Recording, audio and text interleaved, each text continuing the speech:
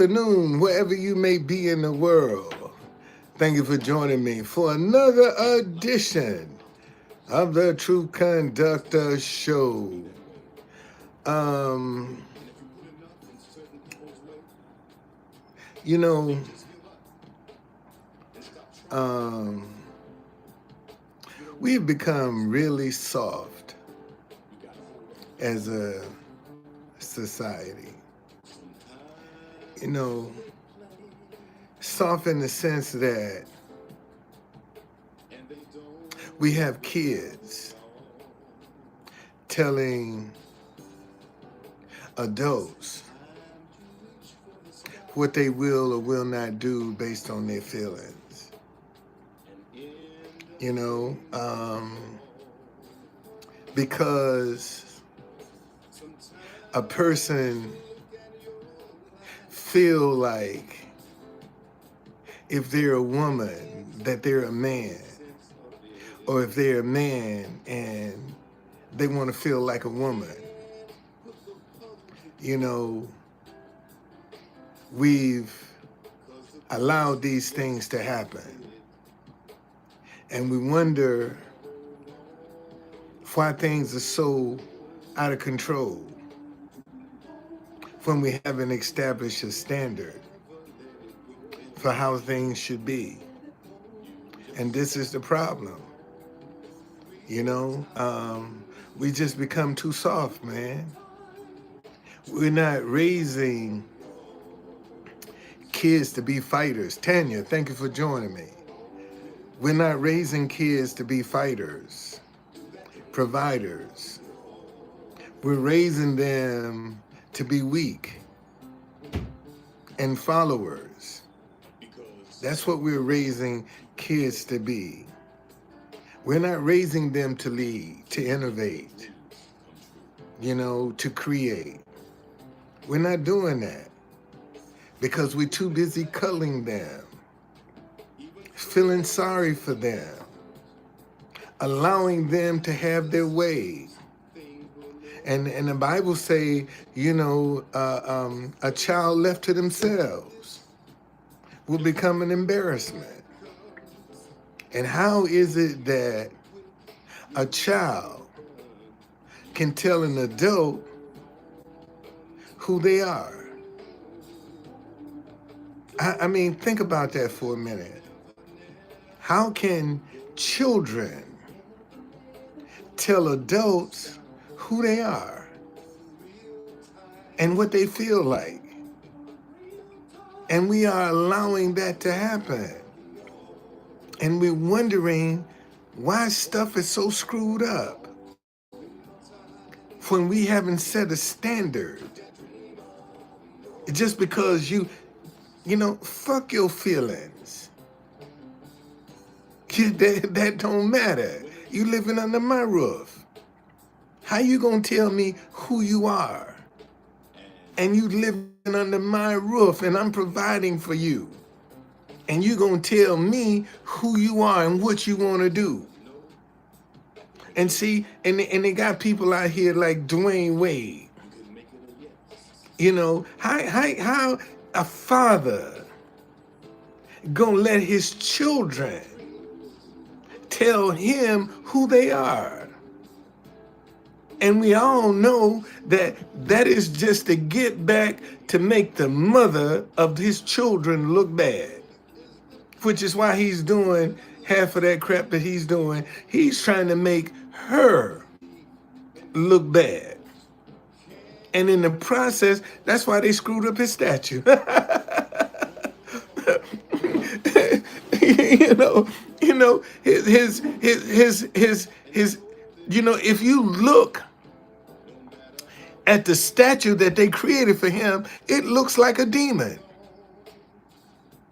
It really, matter of fact, let me pull that up. Since I'm talking about it, his statue looked like a demon, man. It really does.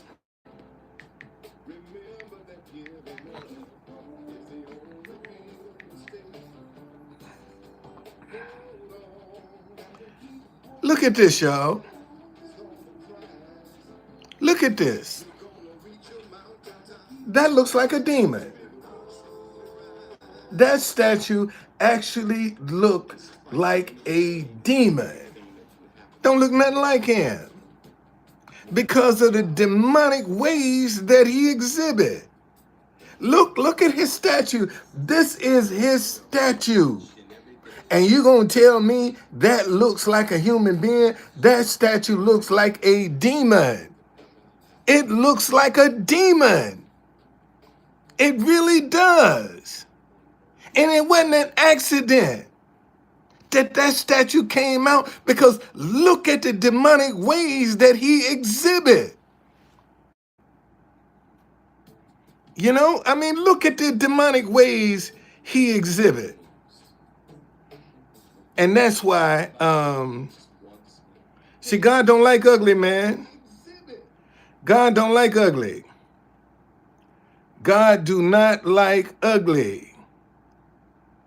I don't know who this is, but, you know, I'm gonna let you stick around. I want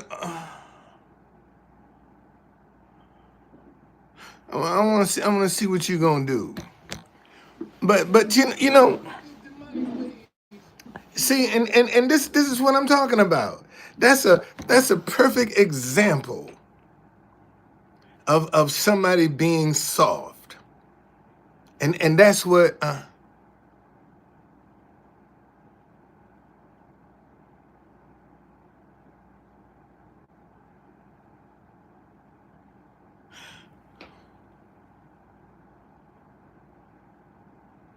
Oh well, you know what? Well, let me put you in hell. Get the fuck up out of here. Get the fuck up out of here. Let me put you in hell. Thank you, Tanya. Yeah, put him in hell. You go to hell. There you go. now, oh, you back. Oh, you back. Let me see if you the same person. Yeah, you back. Oh, wait a minute. Wait a minute. Wait a minute. Hold on a second here. Let me see here. Okay. I don't know who that is, but that's a good example of what I'm talking about. See, you know, if we don't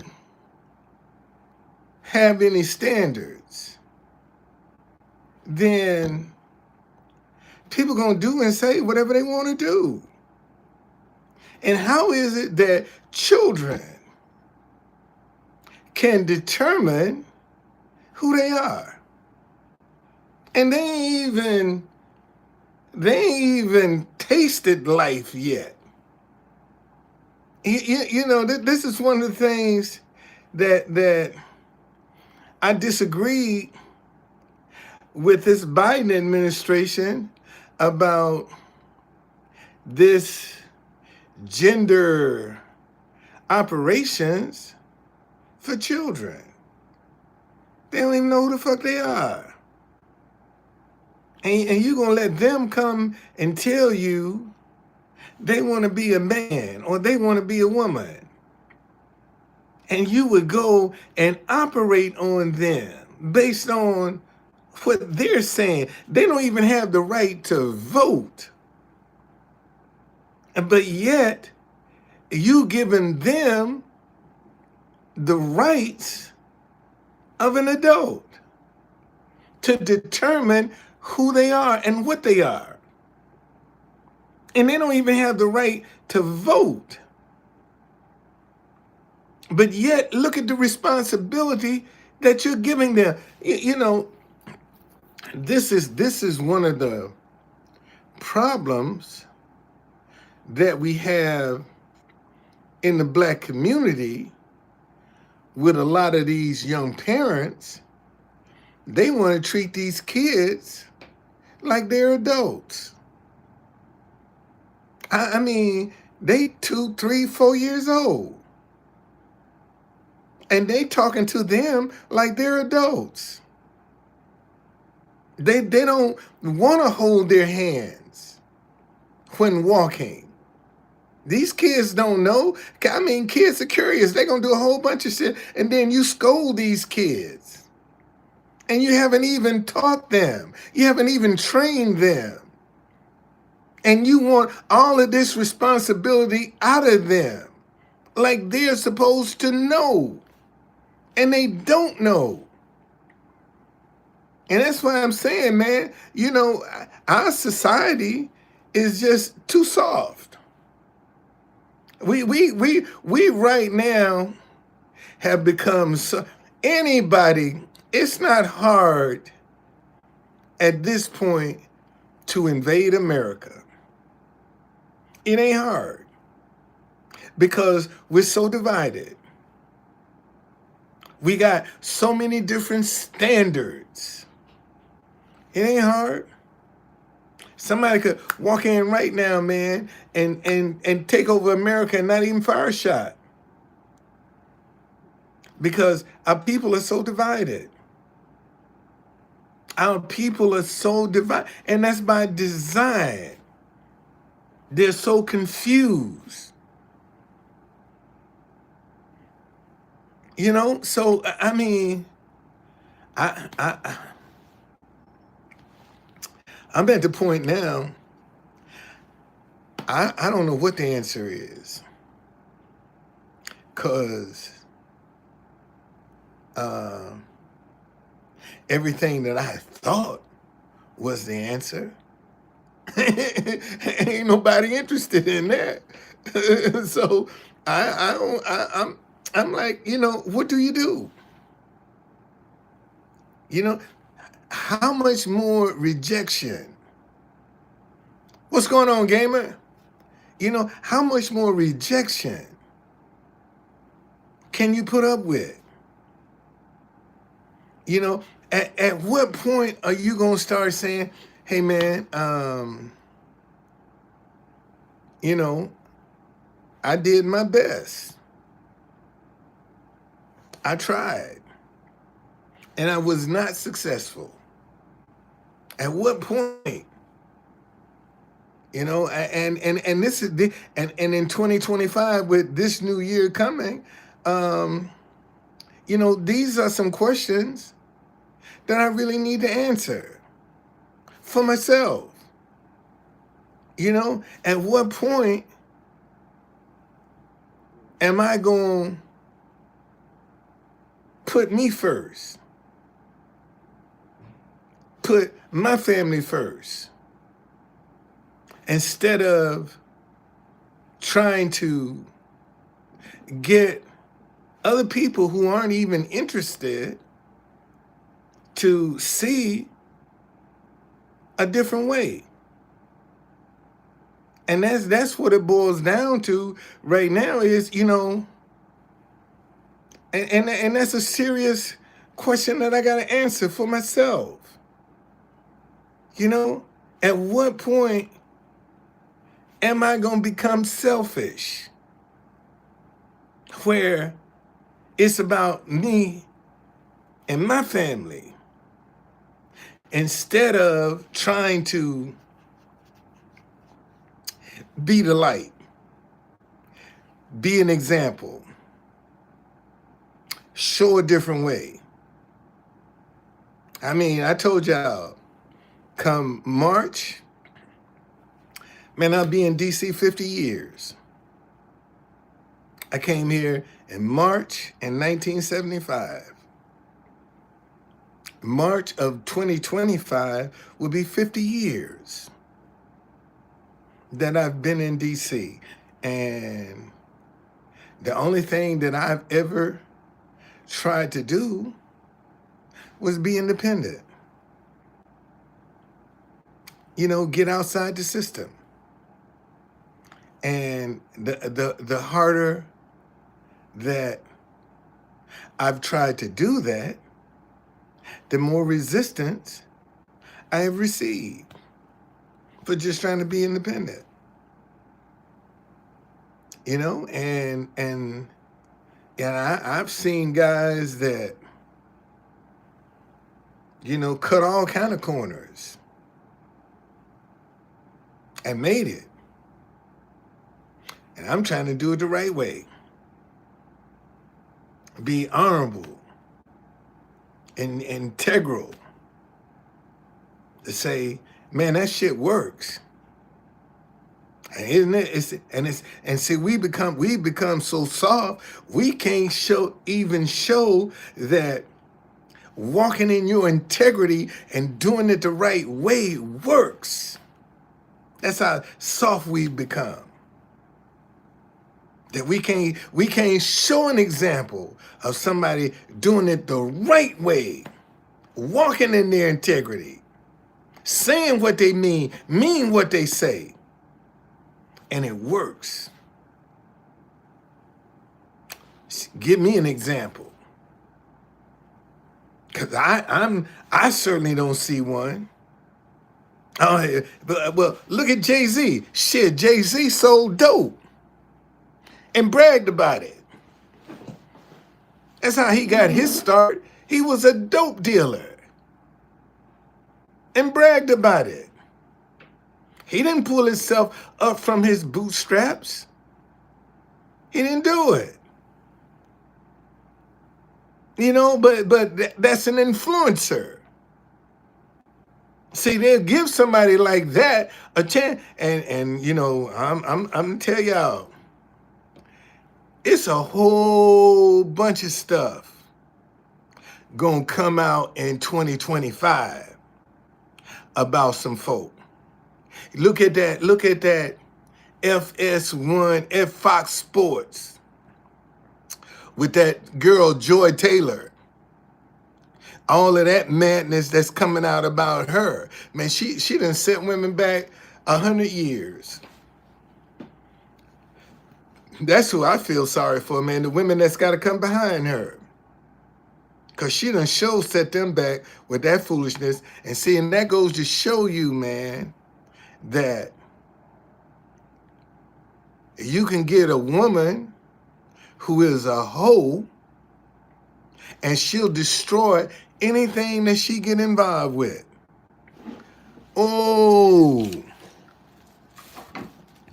let me read that. Let me read that to you. Let me read that to you. But again, man, this don't that look demonic?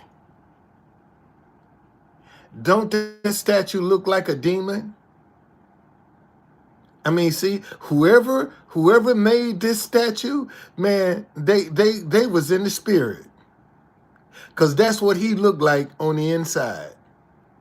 That's exactly what Dwayne Wade looks like on the inside right there. That statue ain't lying. That's what he looks like on the inside, a demon. Demonic. And that's the sad part. Let me read that scripture to you.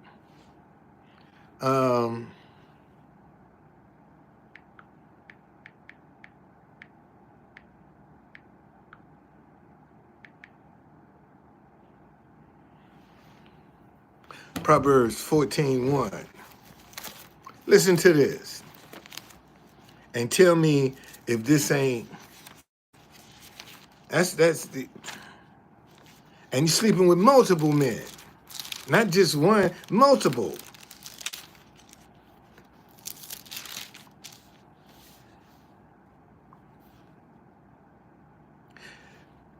This is Proverbs 14, chapter 1.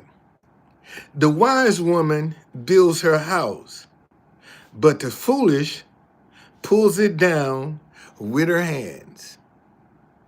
Let me read in the Message Bible. Lady Wisdom builds a lovely home. Sir Fools come along and tears it down brick by brick. And that's what a foolish woman will do. A foolish woman ain't building nothing. A foolish woman can only tear stuff down. And that goes to show you that regardless to what you're doing, if you put a loose woman, and that's the power of that poo nanny, into any kind of situation, and all she gonna do is destroy it, gonna tear it down. Because a wise woman builds her house, but the foolish pull it down with her hands. And this girl is sleeping with two men that work together.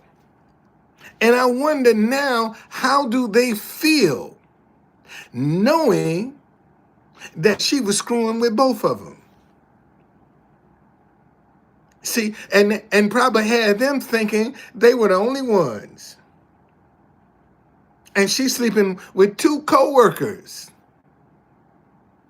Tell me that ain't a foolish woman.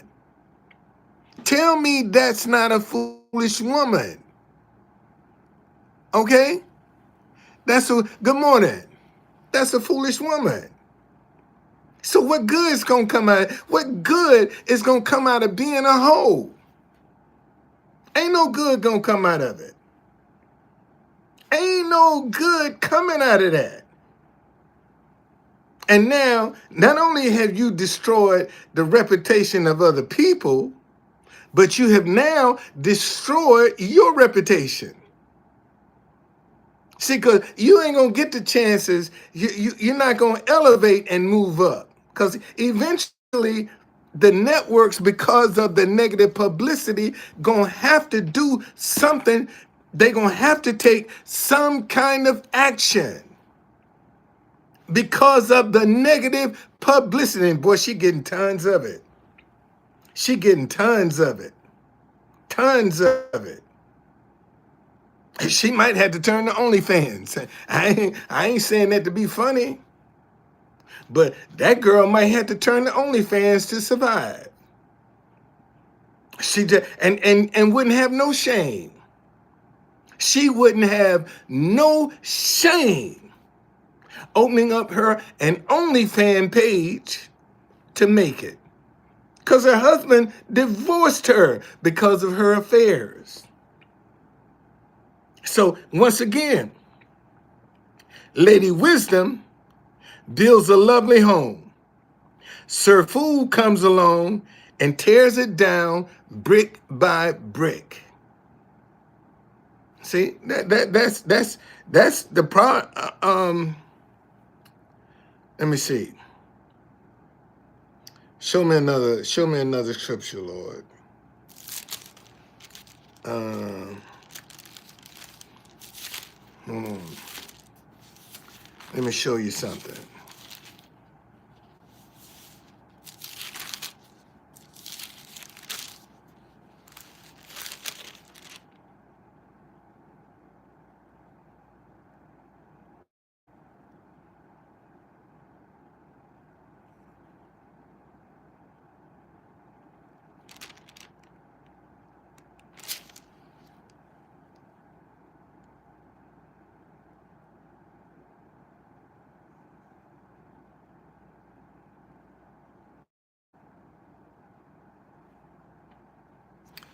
Who can find a virtuous wife? For her worth is far above rubies.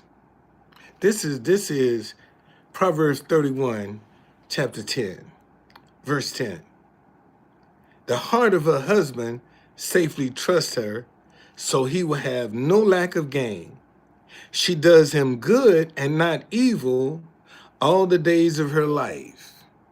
That's what a virtuous woman will do. Will do good. BKL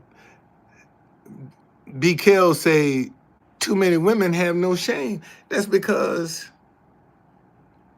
they see it working. That's why. They don't see being virtuous working. They don't see being faithful working. They only see getting out here, acting a fool working. That you can profit from it. We don't show these young girls, man, that you ain't got to get on OnlyFans to bust it open. And see, And what it comes down to is this, that when you got so many people that see wrong working, they have no desire to want to learn anything different. They don't have that desire.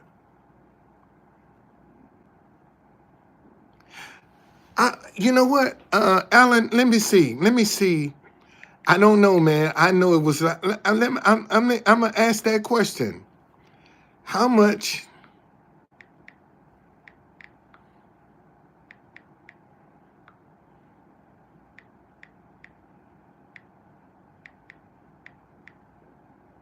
How much did OnlyFans make in 2024? Um, Gross merchandise value 6.6 billion, an 18% increase from 2022. Revenue 1.3 billion, up 20% from 1.9 billion, 1.09 billion in 2022. Profit before tax 658 million, up 25% year over year. Dividend payments 472 million, an increase from 338 million paid to Leonard Radvinsky, the primary owner. Cash increased to 678 million, up from 563 million in 2022.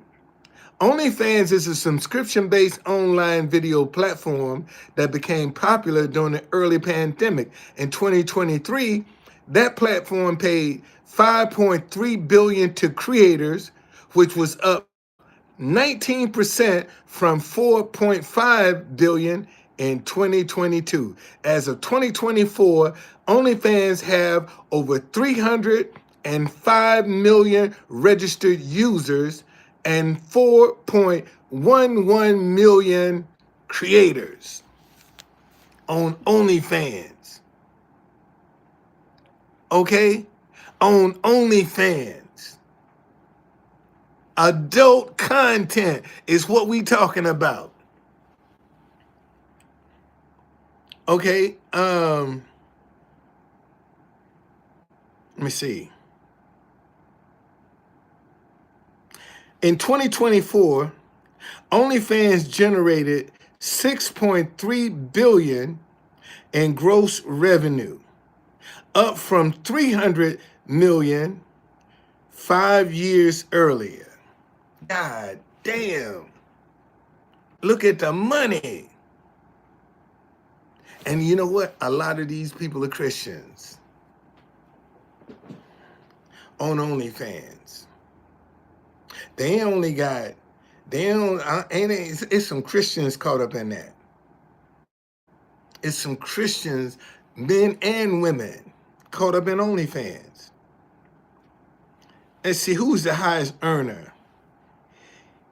Iggy Azalea tops the list with the highest estimated monthly earnings of 9.2 million and a remarkable 1.2 million monthly Google searches.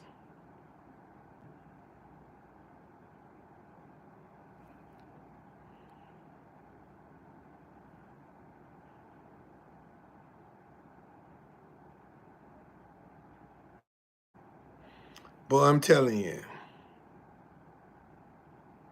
See, that's what I'm talking about. We've lost our standards, man. We've lost our standards. And you can talk about something negative that's generating that kind of income, and yet you can't be positive.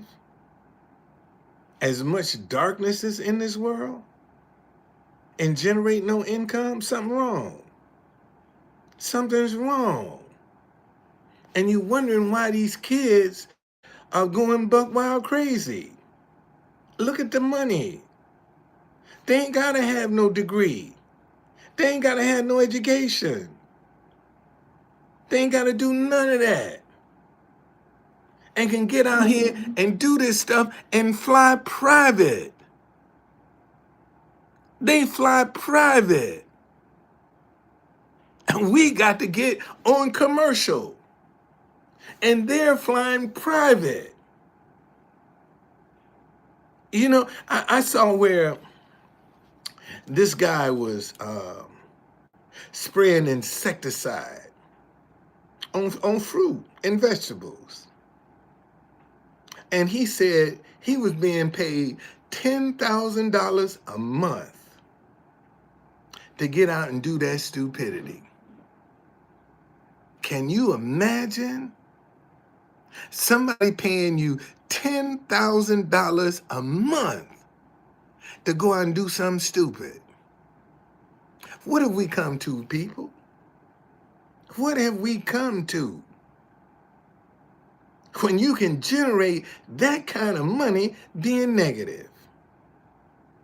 What have we come to? What? I had this cat, and at first I used to block him. But, you know, the Lord said, no, don't block him. Because every time you block him, you hide his negativity.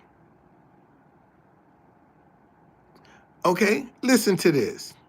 This is a comment from Steve Wilkes. Same things you've been saying for years. At least I got my brand. Man, if somebody sponsored this message, my dinnerware about to kick off. Man, it's an X number of years since I seen my wife. That woman is not your wife. 2025 is going to be like 2024, 2023, 2022, 2020. Failure. You know what my reply was? This was my reply. Normally, I would block your ass, but that's just hiding your negativity. And why are you so obsessed and concerned about what I'm doing and saying, and failure is what's coming back to you? Happy New Year. I used to block stuff like that. But Spirit's got, no, don't block it. Let that negativity stay out, because that's what's going to come back to him. You know, and I'm going to show you how God works. I don't know if a lot of y'all been paying attention, but man, they got a serious fire out in Los Angeles. They got a serious fire out in Los Angeles that destroyed thousands of homes. But there were some people, houses didn't even get touched. In the midst of the flame, their houses didn't get touched. You think God had anything to do with that? Think about that now. Everything around you has been scorched, but your house is still standing. You think God didn't have anything to do with that?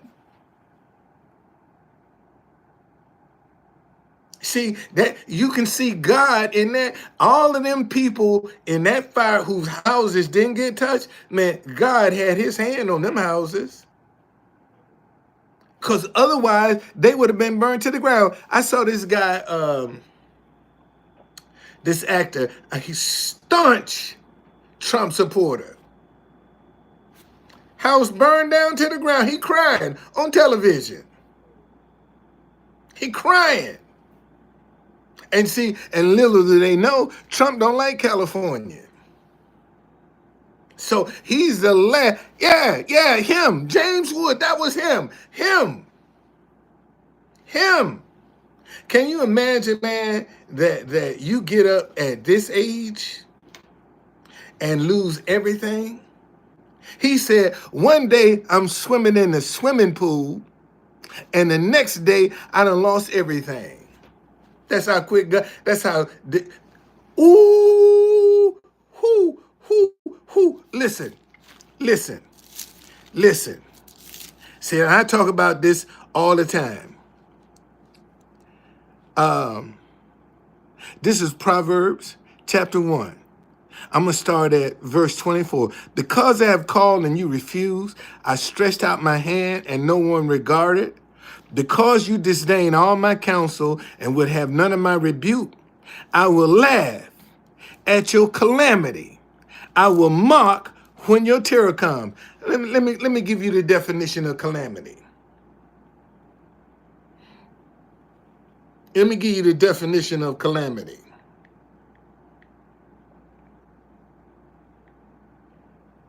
Calamity, an event causing great and often sudden damage or distress, a disaster.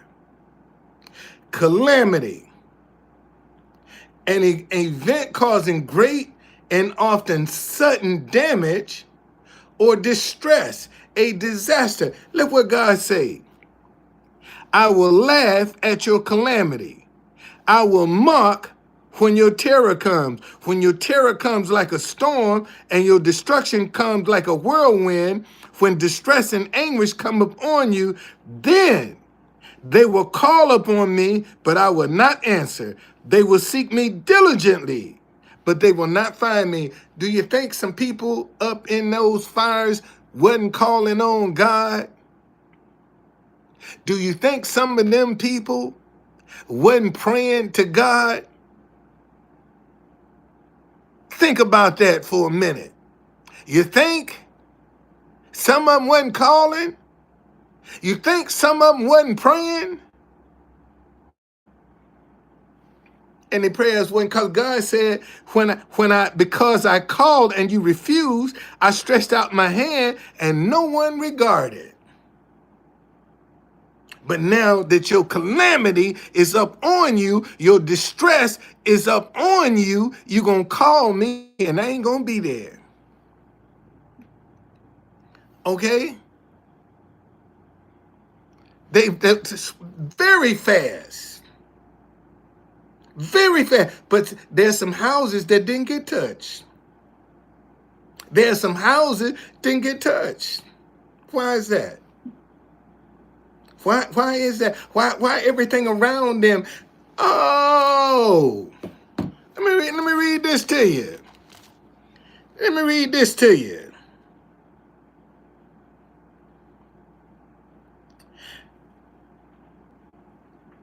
He shall hide. This is Psalm 91, verse 4. He shall cover you with his feathers, and under his wings you shall take refuge. His truth shall be your shield and buckler. You shall not be afraid of the terror by night, nor of the arrow that flies by day, nor of the pestilence that walks in darkness, nor of the destruction that lays waste at noonday. 1,000 may fall at your side, and 10,000 at your right hand, but it shall not come near you. You don't think you saw Psalms 91 in that fire? See, that's what a lot of us, we looking at the disaster, but man, do you see God? Do you see God in this? Because there are some people, houses that didn't get touched. And he said, 1,000, listen, I ain't saying it. 1,000 may fall at your side and 10,000 at your right hand, but it shall not come near you. Man, that's when you walking in some serious stuff. When you can experience that, everybody else around you done lost everything, and you still there. You ain't got to start over, and they got to start from scratch. And I saw one woman crying that her mother was in her 90s, and the insurance company had just canceled their fire insurance. See, a lot of them people, man, are not even going to be able to be covered under fire insurance. Look at Asheville, North Carolina. Still tow up to this day and can't get no help. Can't get no help. But we got money for Ukraine and Israel. but we can't help Americans.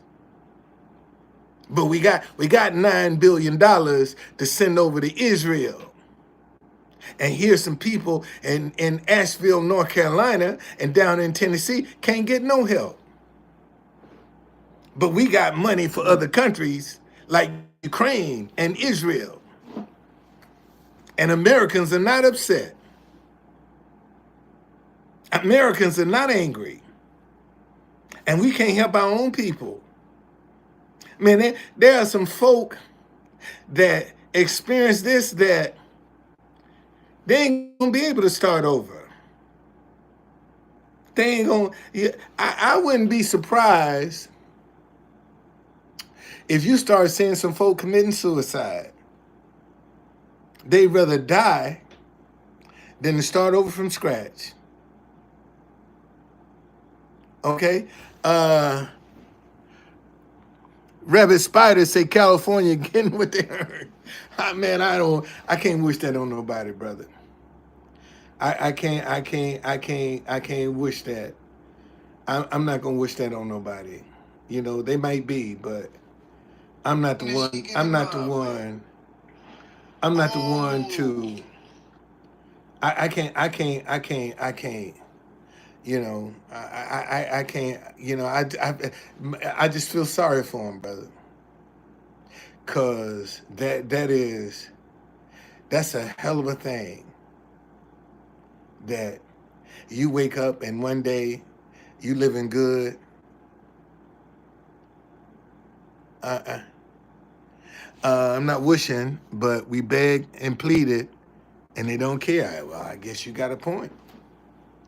I guess you got a good point. I guess you got a good point, because that's Los Angeles is the seat of satanic of sin. Los Angeles, Hollywood, all of that, California, yeah, they got a whole bunch of stuff going on over in California, boy, that ain't happening in the rest of the world. So you might have a good point there. You may, but it's just that I'm just showing you that, you know,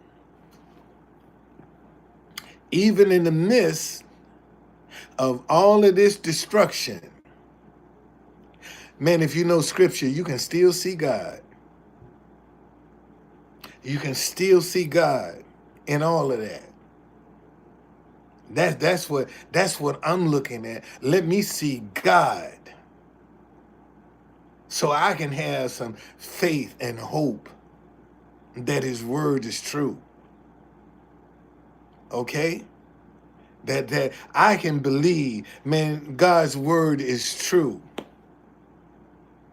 And even when you don't know where it's coming from, how it's gonna get to you, you still got to believe.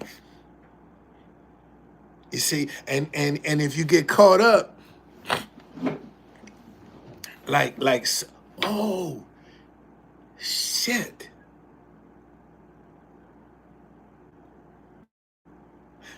isn't it interesting? As much,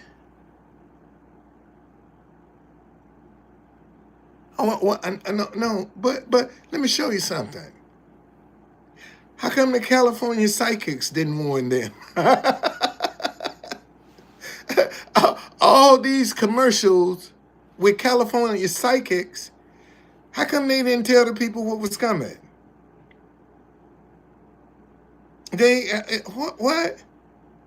You got all these commercials running about California psychics, and they couldn't warn the people what was happening? They couldn't tell the people the danger that was coming?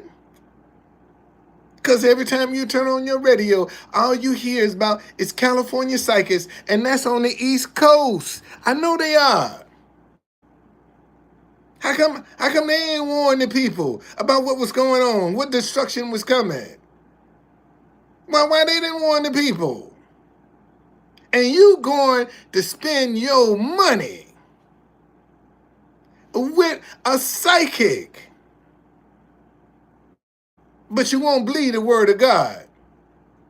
But you can believe man. Okay?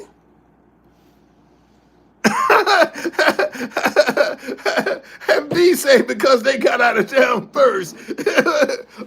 They must have did something. Man, have y'all heard the commercials about California psychics? I ain't the only one, I hope. That's done heard that commercial. Cause when I'm riding with my daughter and she listening to XM radio or whatever them radio stations, shit, that's all come on is commercials about California psychics. And that's on the East Coast. How come they ain't warned the people? Okay? Yeah, well, what's her name? She went to jail. The Jamaican lady. She went to jail. She sure did. She got rich. She got rich. Yeah, they sent her to jail. I think she dead now. I think she did. After she came out of jail, she died. But I'm just saying, I told y'all, I just read, listen. I didn't say this. This is what God said. This is what God said. God said, because you have disdained all my counsel and will have none of my rebuke, I will also laugh at your calamity. I will mock when your terror comes. When your terror comes like a storm, your destruction comes like a whirlwind. When distress and anguish come upon you. Man, look at them winds was like 100 miles an hour. When your destruction comes like a whirlwind. And your distress and anguish come upon, then you will call me, but I will not answer. And you don't think some of them people in California wasn't calling on God? I think about that for a minute. Now, I'm not saying, listen, my friend, listen to me. Let me go back so you can understand. This is verse 22. How long, you simple ones, will you love simplicity? For scorners delight in their scorning, and fool hate knowledge. Turn at my rebuke. Surely I will pour out my spirit on you. I will make my words known to you. Because I have called and you refuse, I have stretched out my hand and no one regarded. Because you disdain all my counsel and would have none of my rebuke, I will also laugh at your calamity. I will mock when your terror. No, he didn't cause it, but he saw it coming. And he said, because you wouldn't listen to me, I couldn't correct you when your terror do come. I ain't gonna be there. I didn't say he caused it. Why is it some houses burned and some didn't? Why is that? They got some houses right now that wasn't even touched and everything around them burned down. Why is that? Why is that? When I showed you in the 91st Psalm, it says, 1,000 may fall at your side and 10,000 at your right hand, but it shall not come near you. That's the 91st Psalm. That you ain't got to be afraid of the destruction that comes at noonday. That's the 91st Psalm. Now, I'm not saying he caused it. He said, when you're distressed, I ain't going to be there. Yeah, I'm not answering nothing. I'm going to laugh at you because I tried to correct you and you didn't want to listen. And seeing we got so many people right now know everything, got all the damn answers, and don't want to listen. And then when the calamity come up on them, they want God to help them. And he said, no. Okay. He said, no, I'm not helping. I'm not. You don't deserve my help. That's all I'm saying. See, there's some people he told, you don't deserve my help. Because you want to live any kind of way, back any kind of lifestyle, do anything you want to do, and you expect for me to still be there for you. It ain't happening. That's why I'm saying, man, we've become so soft that we allow children to tell adults what they're going to do and how they want to do it. We allow children. Hold on a second. Hold on a second. Let me show you this, because I want to back it up. I want to back it up with some word.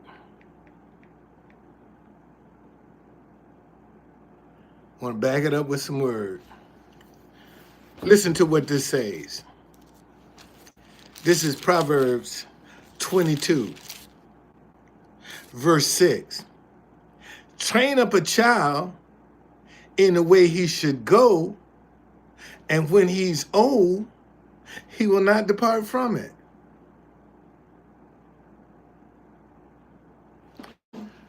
I don't think people would really like God if he went back to his old way of doing things. Probably not. But listen to this. That's the New King James Version. The Message Bible say, point your kids in the right direction. When they're old, they won't be lost. When you point them in the right direction. How can you point your children in the right direction when they telling you what they want to do? Think about that for a minute. It says, train up a child in the way he should go, and when he is old, he will not depart from it. How you going to train a child the way they should go when they telling you what they want to do? That ain't even biblical. That's not even biblical. When a child can tell the parent what they want to do. And you wonder why a lot of these kids are so dysfunctional. And here it is. Point your kids in the right direction. When they're old, they won't be lost. Because they got a foundation. They got something to follow. They got some direction. But when they're telling you what they want to do, that's out of order. They don't have no foundation. They ain't got no foundation. Because that's out of order. God can't bless that. God cannot bless your child telling you what to do.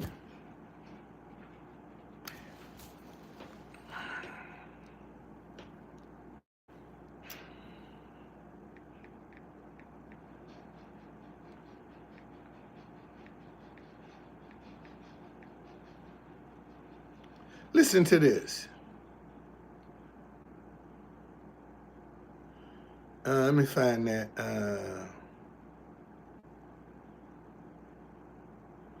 Let me see. Hold on a second. Where is that scripture?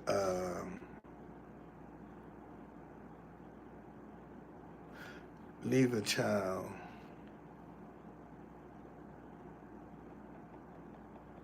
I'm trying to get this scripture right.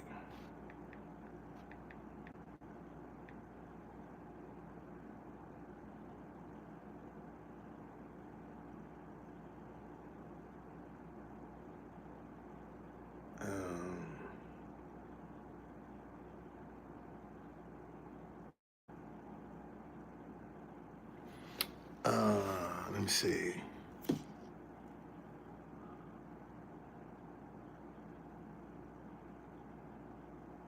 Well, again, man, as I say, as a society, we become soft. We become soft as a society. We took prayer out of schools, and look how destructive schools are. We took prayer out, okay, and look how destructive schools have become. They ain't even safe. Schools are not even safe. So, you know, society has a lot to bear. And see, either either you gonna go along with the system, or you go and maybe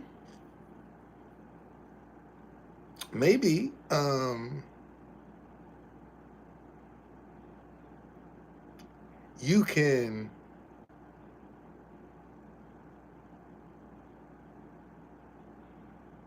be targeted so that your voice can't be heard because you don't go along with the system.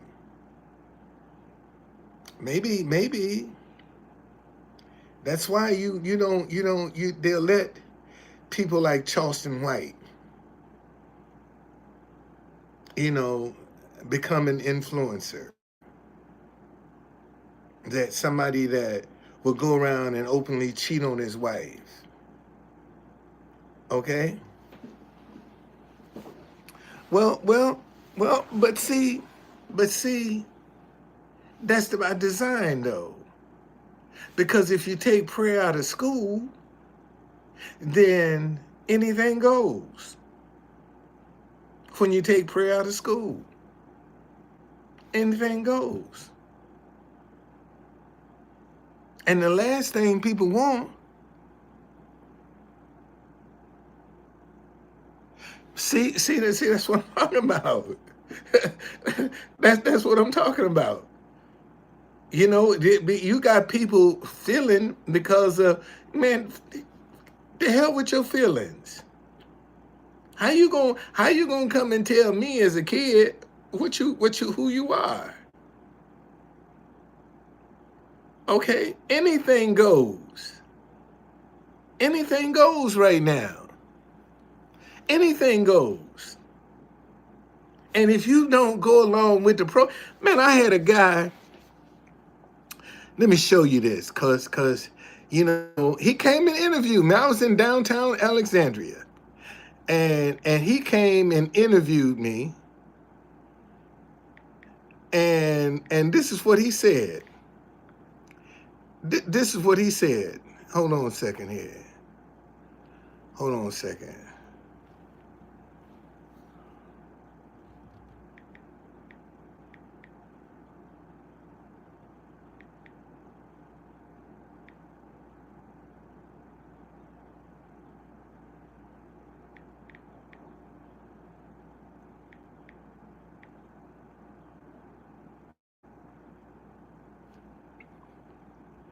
Um. Okay, here we go. Truth Conductor is making regular stops in Old Town. Um, Sitting in his conductor's uniform behind a donation bucket, John Folden said at a recent workday in the 100 block of King Street, collecting donations under sign reading, "Stop hating each other because you disagree." Folden has become a regular fixture in Old Town in recent days, sitting for hours and collecting donations to keep preaching his message in pedestrian-only area of King Street. If you don't stop talking to each other and start talking to each other, nothing's going to change, Folden saying. You got parents right now living under the same roof, sleeping in separate rooms, raising dysfunctional children, and they'll turn around and tell you they don't hate nobody. You might have seen Folden espousing peace at a number of protests in recent years, whether in front of the White House or the Supreme Court. He doesn't take sides necessarily for what has sparked controversy, such as being seen holding the sign outside in the background of former trial. Folden was frustrated when he spoke with XL now about his donation bucket was mostly empty.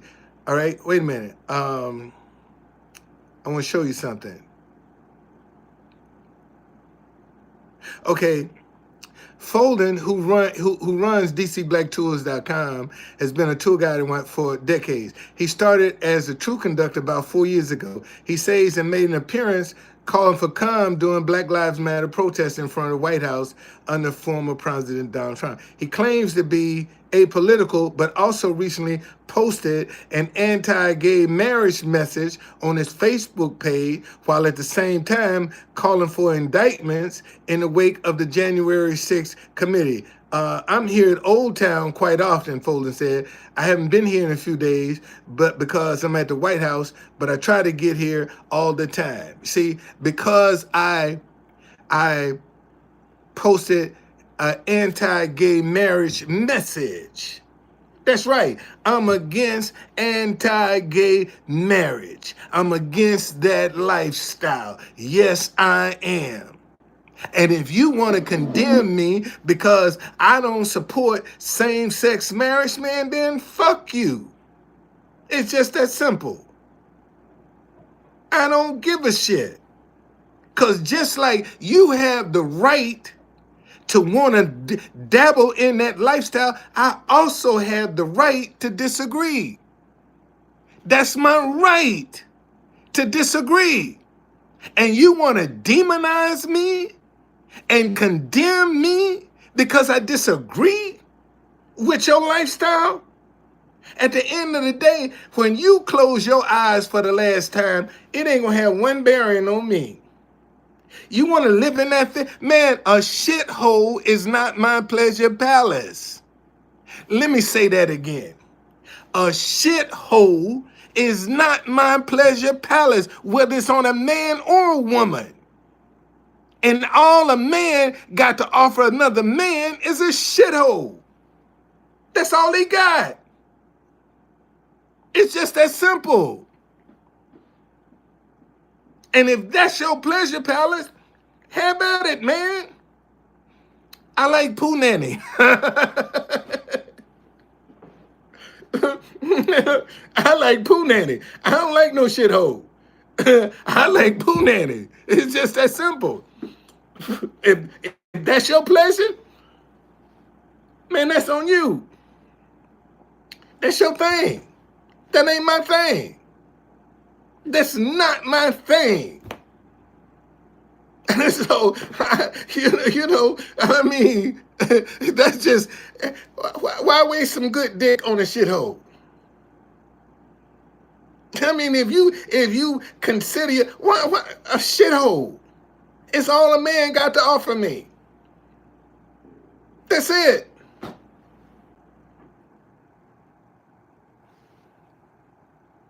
And that's not my pleasure palace, whether it's on a man or a woman.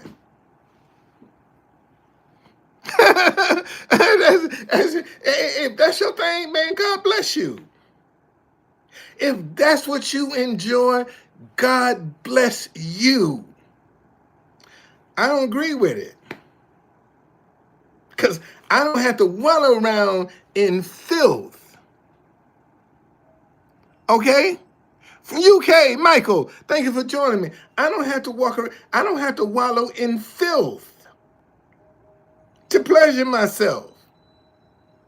And that's all, it's just like these women walking around talking about suck my dick. It's plastic.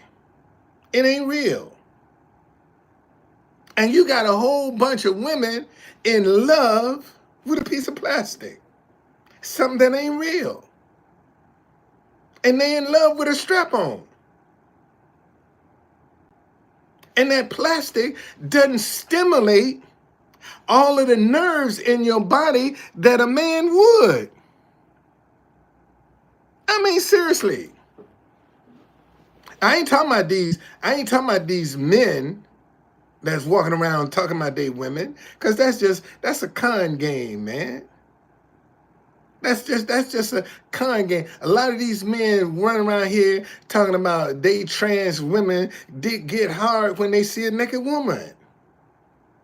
That's just that's just how they get their pleasure. Cause I read somewhere where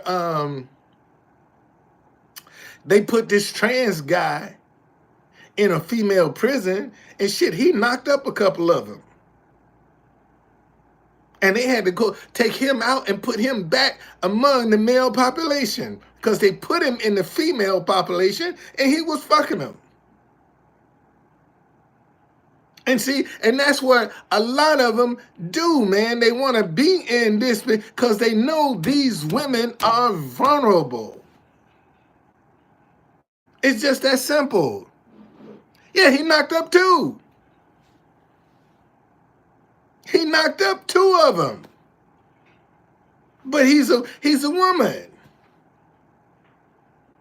And they took him and put him back in the male population where he should belong. Man, I'm glad.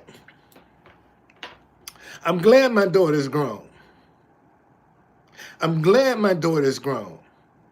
Because if my daughter went into a bathroom and a motherfucking man walked out, oh, we fighting. Oh, it's going to be a fight. I don't give a fuck who you think you are. You ain't got no business being in the bathroom with my daughter. It's just that simple. Okay? It's just that simple. So you know, man, we gotta, if you can't stand for a principle, you'll fall for anything. And unfortunately, right now, we got people that don't want to stand for nothing. They don't want to stand for what's right. Right is right, wrong is wrong. It's just that simple. And right now, right is wrong and wrong is right. And we got to get back to right is right and wrong is wrong. And people say, well, you know, why you cuss so much? Man, as bad as shit is, sometimes you need to be cussing. As bad as this shit is that we in, you know, it's just that simple. You can't be politically correct. You're going to have to cuss some of these mofos out. So they know you ain't playing. It's just that simple. But see, y'all want somebody to come up and sugarcoat shit. Be all nice and politically correct. And don't be offensive. Man, fuck you. Because if I treat you like you're a decent human being, you're going to disrespect me and walk all over me. So I got to let you know from the bed, man, you barking up the right motherfucking tree. And see, and I get down there, and I be down in front of the White House, man, and, you know, minding my business. People come out, and I tell them real quick, you barking up the right motherfucking tree. Keep on. You barking up the right motherfucking tree. Now just keep on. And I'll show you. I can show you better than I can tell you. And that's for real. Okay? Now seriously, man. Somebody need to come out with a big ass stick and start wailing upside some people's heads to get this shit in order. Because they ain't going to do it on their own. They need somebody to come up in here with a big stick, goddammit, and some big balls. To say, man, somebody, we gonna fight up in this motherfucker today. It's just that simple. You know, shit, you want to fight? Come on with it, goddammit. Let's fight. Shit, ain't nobody's time. Ain't time to be scared now. Too much is at risk to be walking around in fear. And most folk right now are afraid. And then when they see somebody like me who ain't scared, oh, what is he up to? And I've been the same way, man. Let me show y'all something. Let me show y'all something. See, this is how you know what kind of person you dealing with. Let me show you this. I told y'all 30 years ago, I ran for mayor of Washington, D.C. against Marion Barry. Okay? I ran for mayor of D.C. Yes, I did. I was a street vendor. My mama thought I was crazy. She told me, boy, you crazy. I mean, you done lost your mind. That's what my own mama told me, boy, you done lost your mind. Because Marion Barry was her boy. You gonna run for mayor against Marion Barry? Man, you crazy. What's wrong with you? And I told her it's just the principle of the thing. I'm trying to find this article. I want to find this article and show it to you and read it to you.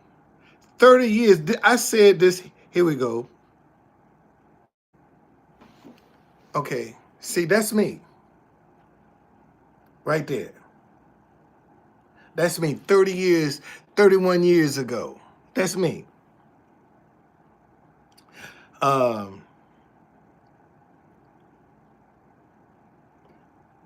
Whites have signed his petition in far greater numbers than black, he said. He faults African Americans for not supporting their own. My own people who are held hostage by young black men in their own neighborhoods, he complained, aren't willing to give a positive role model a chance. Do young black men have the black community held hostage right now with violence?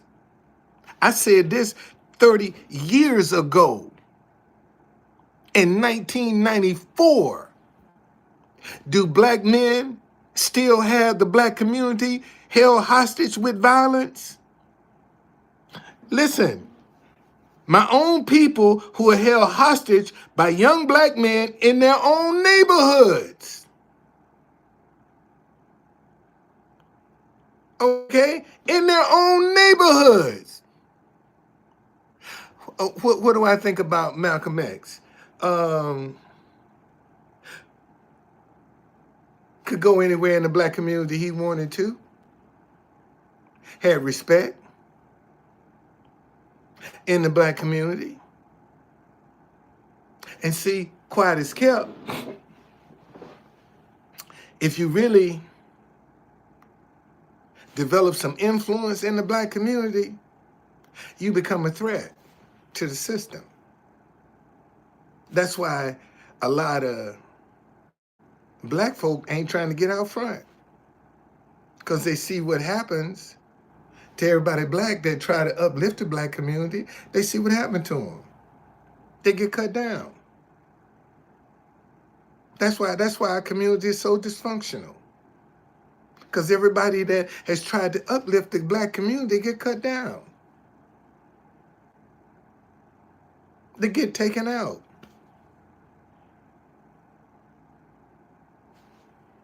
Just that simple. And that's why we're so dysfunctional.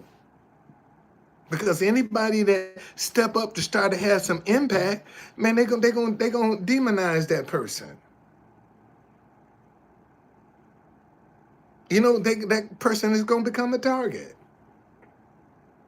And that fear is real. That fear is real. It's real. See, they don't mind letting some cats like Charleston White get out in front of the black community. Because he ain't no threat.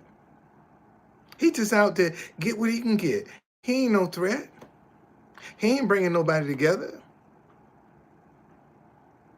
Man, look at the good the Black Panther Party did in the black community.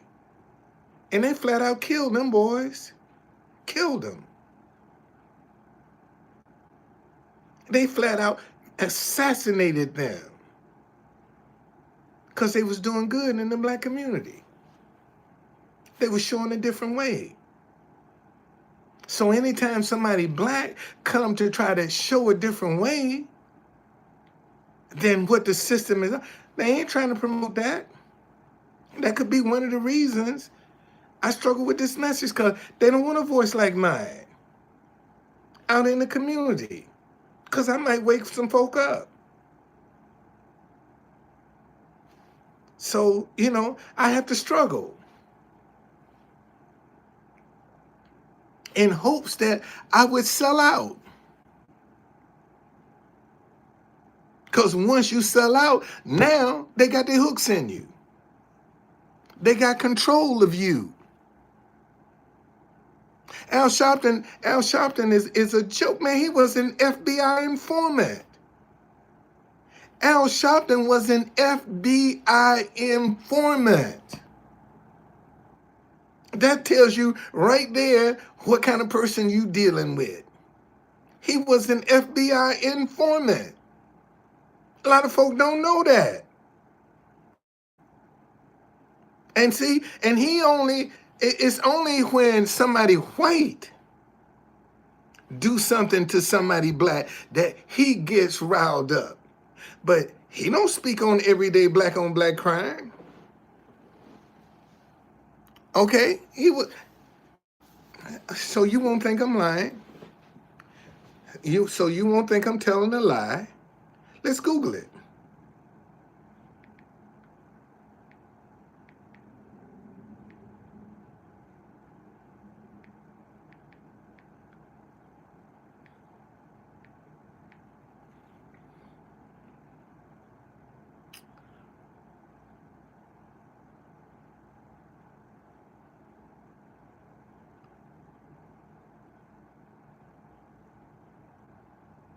Reverend Al Sharpton has admitted to working with the FBI and recording conversation with alleged mobsters.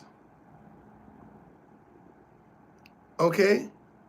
Well, if you think if he gonna do it to the mob, you think he ain't gonna do it to his own people?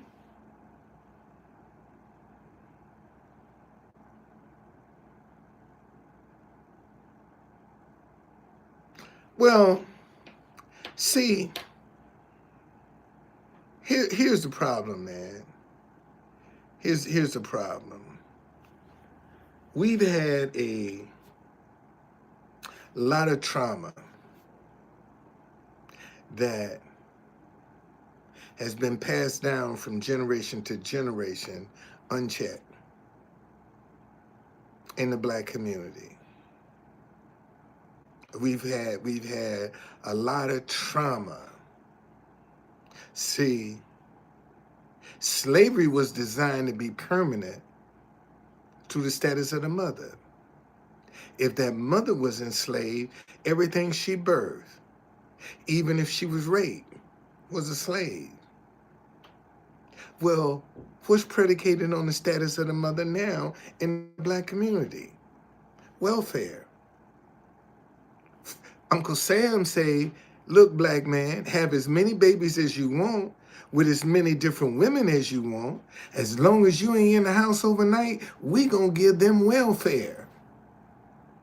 And now you got generation on top of generation that's stuck in the mindset of something for nothing. Slavery.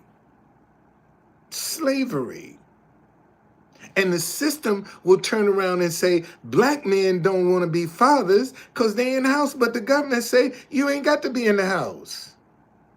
If you stay in the house, I ain't going to give them welfare. So right there, in order for the family is broken up immediately right there. It's broken up. So now we got to deal with that trauma and that hurt and that pain and that agony. That when you can do something, man, and turn around. Listen, in D.C., before 1835, you had to have 3 white people to vouch for you if you were free and put up a $50 peace bond. After the snow riots of 1835, which was the first race riot in DC. Beverly Snow, who was a man, had a restaurant in downtown DC.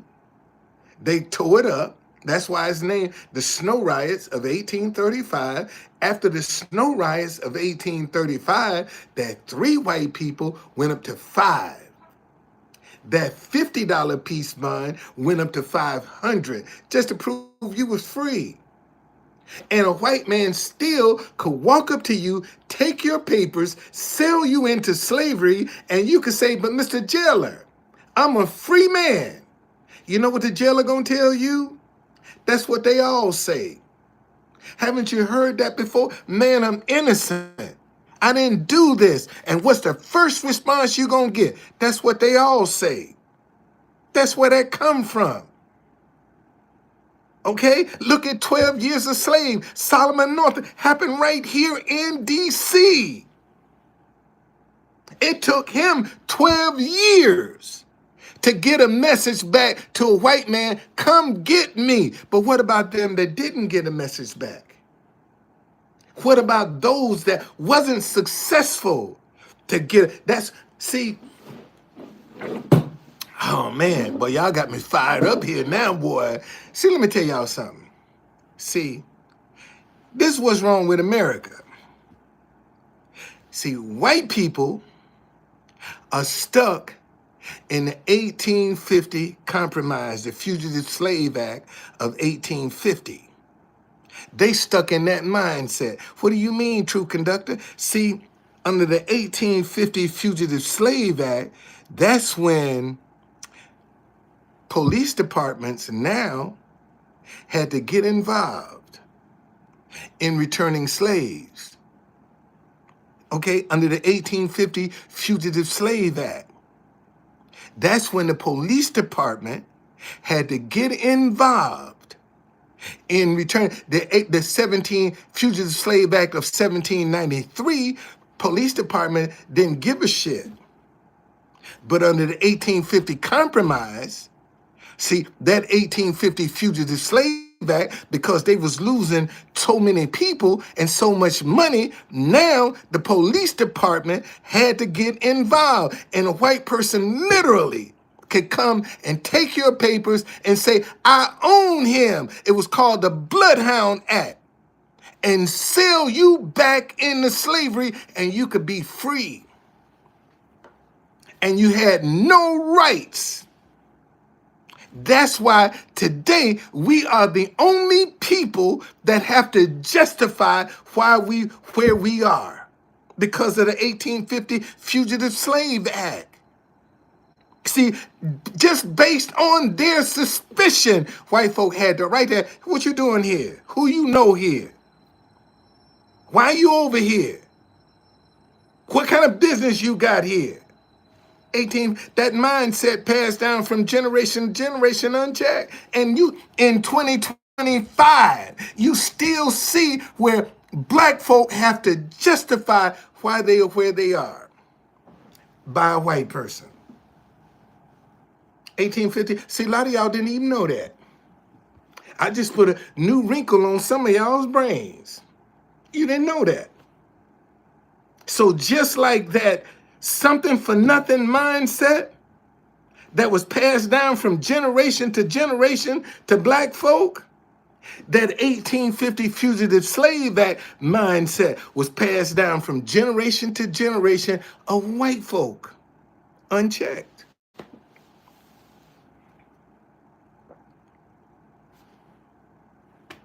Hit my cash out.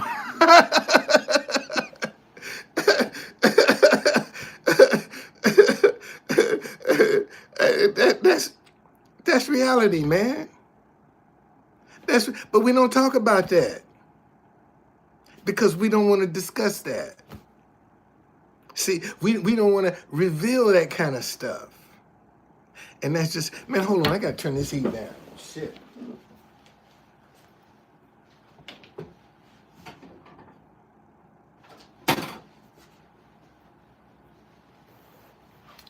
It's hot up in here. See, that's the kind of stuff, you know, I be trying to share.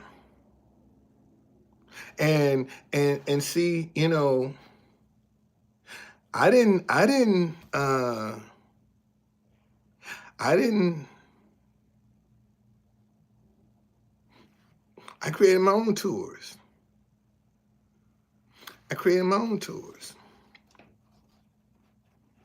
You know, right now my website is down because I transferred it to Bluehost, and I got to get my website lady when I get some money to upload my. I had it up, but it went down, so I got, and rather than pay them to do technical work, who I don't know, I just got the lady that created my website.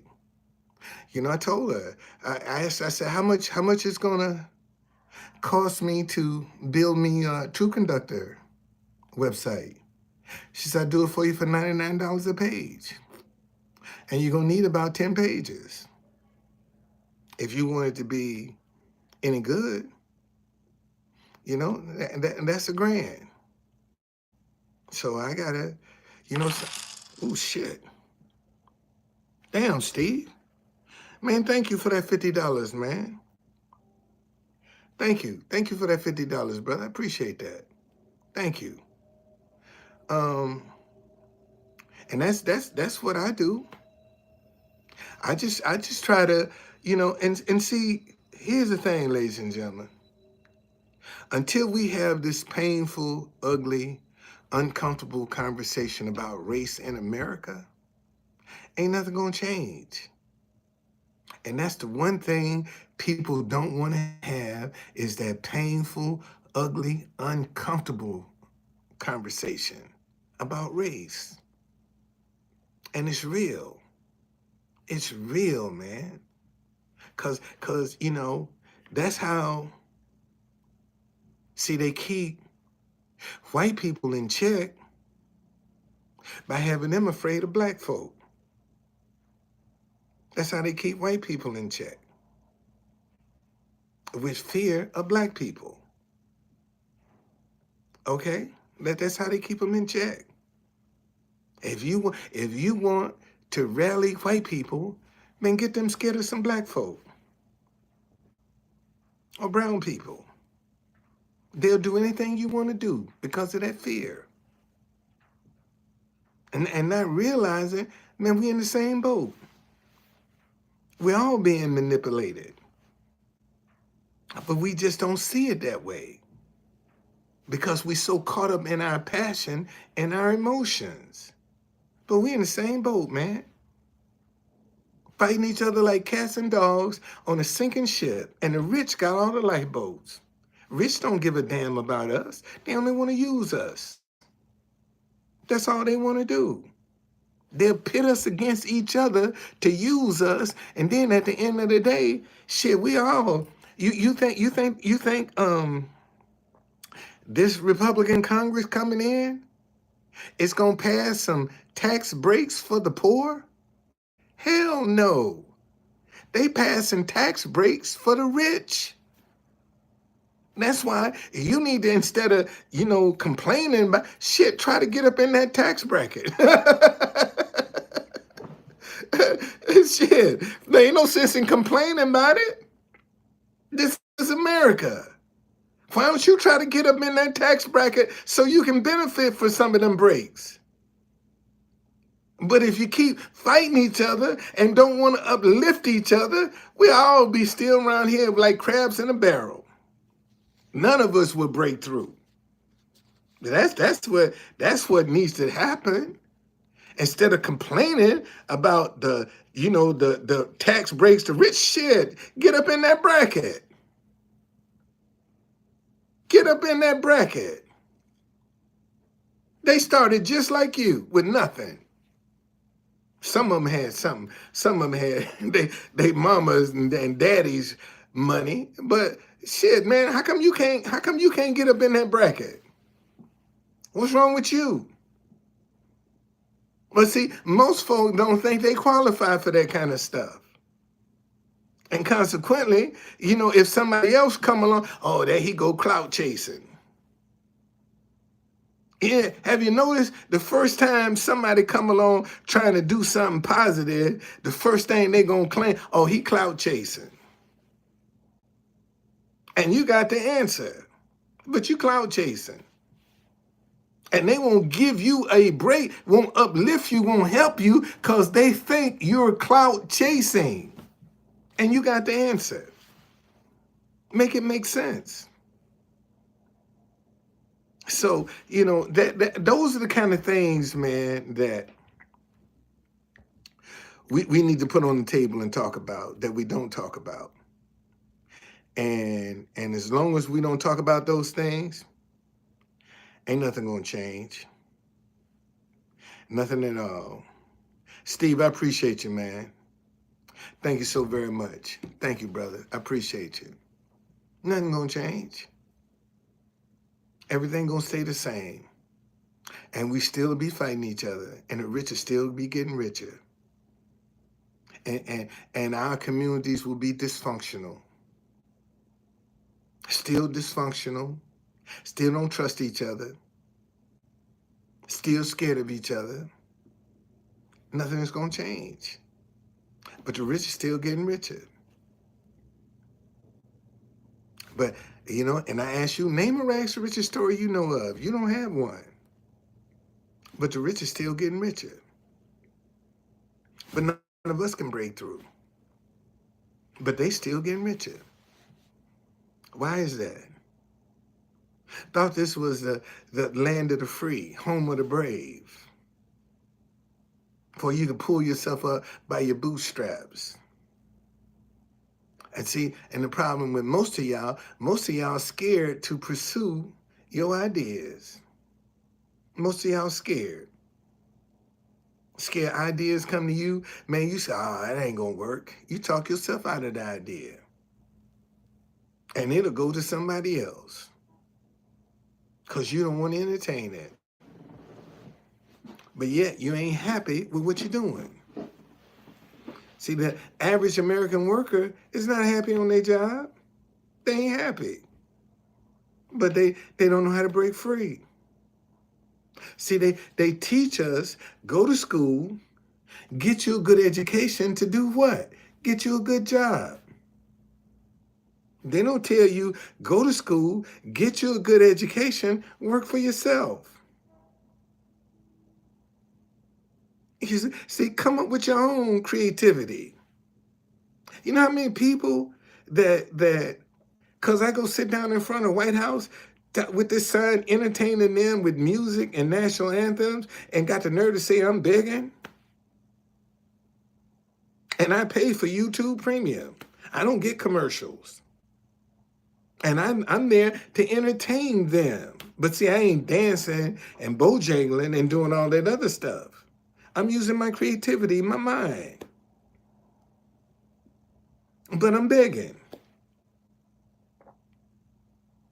See, so that's what you're gonna have to overcome, man, is people talking about you. Let them talk. Let them talk. Because at the end of the day, they ain't gonna support you no way. At the end of the day, they ain't gonna support you no way. So why are you so concerned about what they're saying?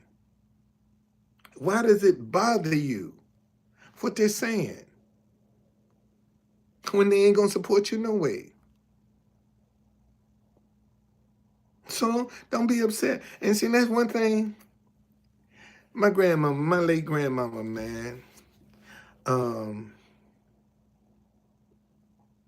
Nobody liked to drive my grandmother because my grandmother was a snuff dipper. Garrett Snuff was my grandmother's brand. Garrett Snuff. And boy, she had always had a spit cup with her. And she get in your car, boy, she started spitting. Sometimes she missed that cup. and have snuff all over your car. Have snuff be all over your car. But see, what my cousins and them didn't understand was, when you take her somewhere, she was always gonna fill your tank up with gas and put a little money in your pocket. So they ain't want to snuff in the car. And every time she said, Donnie, I need to, where you want to go? What time? Let's go. And I get in the car, and one day we was driving, and this my grandmama right here, man. That's the only picture I got with my grandmama. I had just crossed the burning sand. And she said, boy, you full of shit. That's what she told me. Boy, you full of shit. so, so one day we was going somewhere, and my grandmama spit some stuff in her cup, and she said, "Baby," and it's just how she told me. I swear, on my mama's grave, this is just how my grandmama told me this. She said, "Baby, when them motherfuckers looking at you, you give them fuckers something to see." So, what you say? She said, when them fuckers are looking at you, God damn it, you give them something to see. And I never forgot it. Never forgot it. That's advice my grandmother, and I tell my grandson trumpet player. And I tell him, boy, when they looking at you, give them fuckers something to see. Give them something to see. That's all you got to do. Give them something to see. And that's what I try to do, man. When people looking, give them something to see. They looking, give them something to see. See, I'll be complaining about your haters and all that. Give them something to see. Now they got something to talk about. That's all you got to do. Give them something to see. And that's what I try to do. You know, just give them something to see. All right? All right.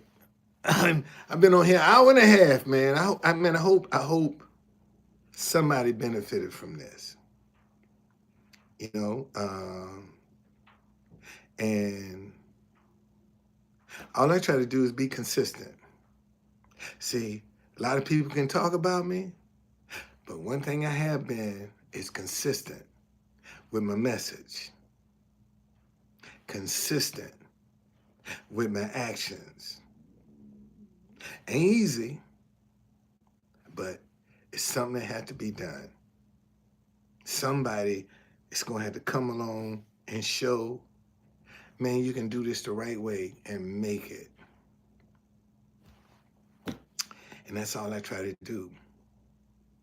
Show, just create some generational wealth that I can leave to my kids and my grandkids and my great-great-grandkids, children I probably never see. That's all I'm trying to do, is create some ideas that I can pass down to future generations. And I ain't got to lie and cheat and steal, cut corners with nobody. I can do it off my God-given creativity. That's all I try to put out every day, is my God-given creativity, man. Because one thing I do know how to do is serve. And what I discovered was, when you learn how to serve, that's when you can recognize opportunities.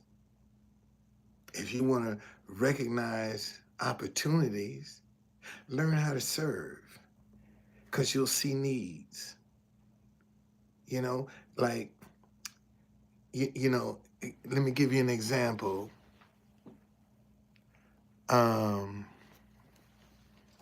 I got it from this company out of Texas, I think, somewhere. It's my brand.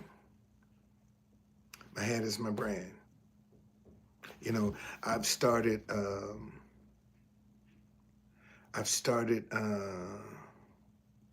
me show you. So I don't mind. When I first did this, you know, I had the hat backwards, like that. Then I had my grandson, I said, man, turn this hat around and send it back to me.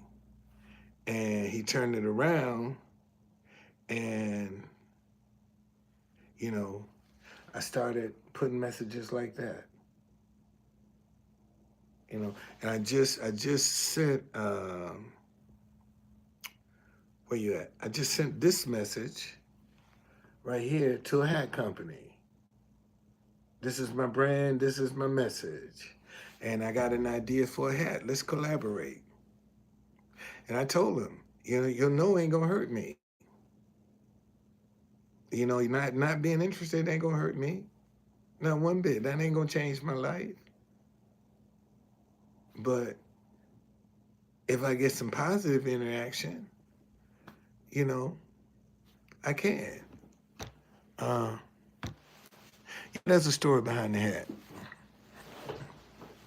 It is. I got a hell of a story, man. Really do. Got a hell of a story. Uh,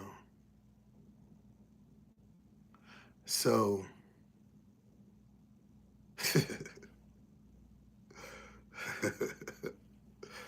uh, oh boy. Well, thank you for the compliment. Thank you. Thank you. Yeah, thank you for the compliment. Man, that stuff don't bother me, man.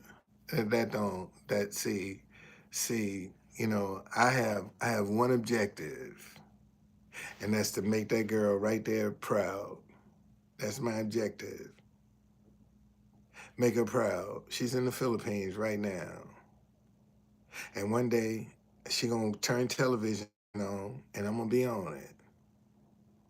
That's what's gonna happen. One day she gonna turn her TV on in the Philippines and she gonna see me.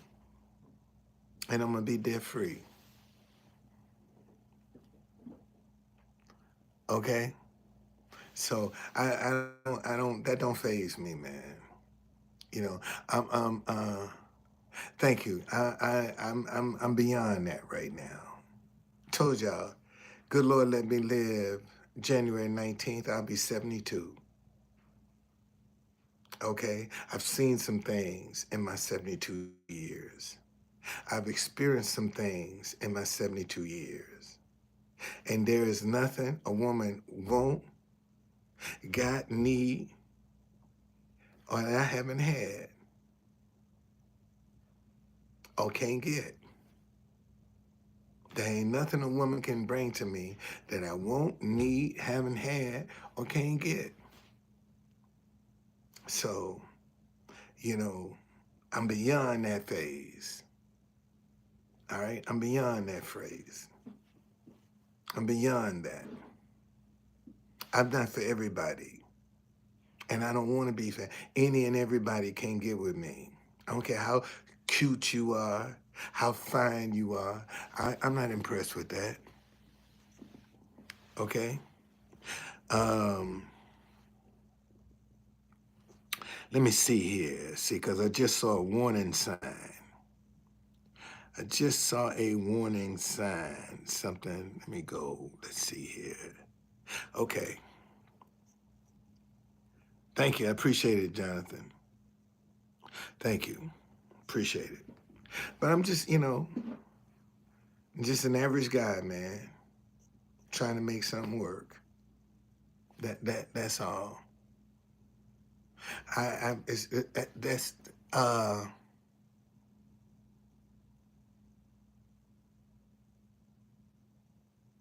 oh, you can fly to the Philippines. And go on, see ya. I don't need you to fly. I got my own passport. I'm going to the Philippines. You want to talk about you can fly me to the Philippines, then that's another story. You can go all you want. Go ahead. Go ahead. But when I go to the Philippines, man, I'm gonna be debt free. That's my objective. When I go, I'll be debt free. All right? I'll be debt free. That's when I go to the Philippines, I'm gonna be debt free. I'll be debt free. Pick up and say, where you wanna go, girl? Shit. Book a flight. Let's go. Wherever you wanna go. First class. Let's go. That's what I wanna do. And it's gonna happen. It's gonna happen. It's gonna happen one day, man. One day, see, y'all gonna know when things have changed for me because my environment is gonna change. I'm gonna go live and you're gonna say, wait a minute, where you at? You ain't in the hotel no more? that's when I go live and y'all gonna say, well, wait a minute, where you at? Something different here, true conductor. What you doing? Where you at now? See, that's when y'all gonna know. Oh shit, his ship done came in. Cause I ain't gonna be in this hotel room. I won't be here. See, y'all. That's when you gonna know, man. Oh, shit done changed for him now. His environment done changed. And see, you can't come into any kind of prosperity and your environment don't change. Let me say that again. See, you can't come into, well, yes, you could. Because I could come into some wealth and still sit here and still do my thing until I get ready to let y'all know, oh yeah, okay, oh he done came into something. Yeah, and that's probably what I would do is go and get a place together so that when I leave out this hotel, I can go in and it's furnished, you know, and go live and say, "Oh, hey, what's up? How y'all doing? Live from the nation's capital."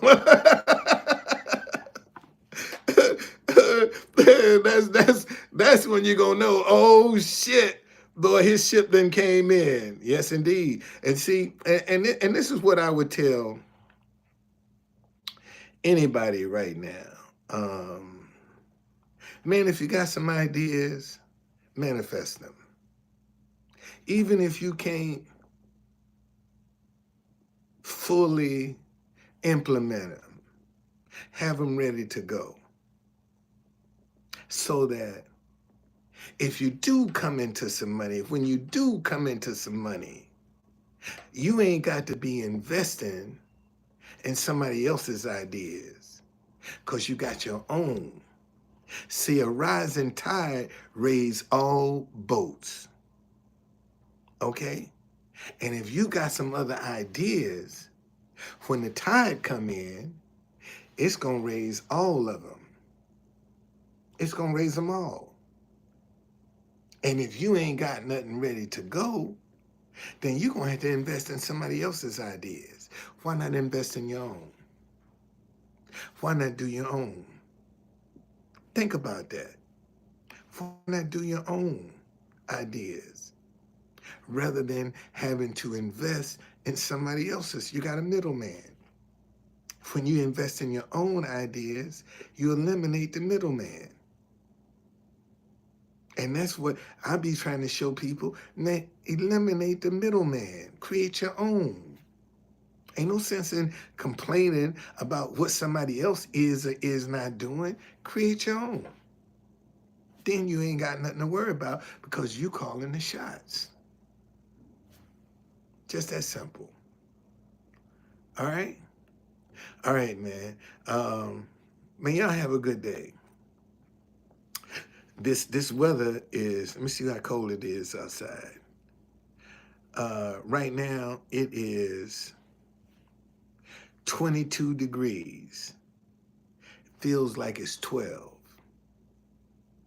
outside right now. Okay? You're welcome.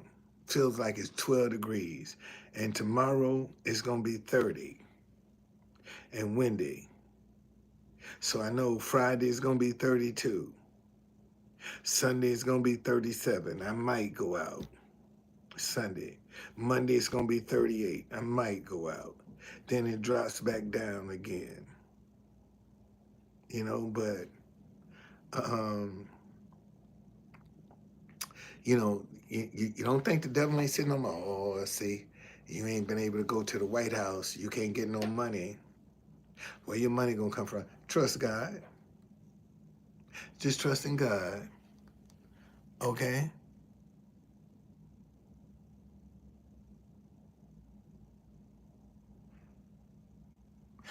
Um, Nina said, what do you think happens to men that become lover of themselves and still call on God for help? How long they think that's gonna, it ain't gonna last long? Let me read this passage to you. Let me read this passage to you. This is Proverbs chapter 1. Um, and I just read this today. Uh, verse 22. How long, you simple ones, will you love simplicity? For scorners delight in their scorning, and fools hate knowledge.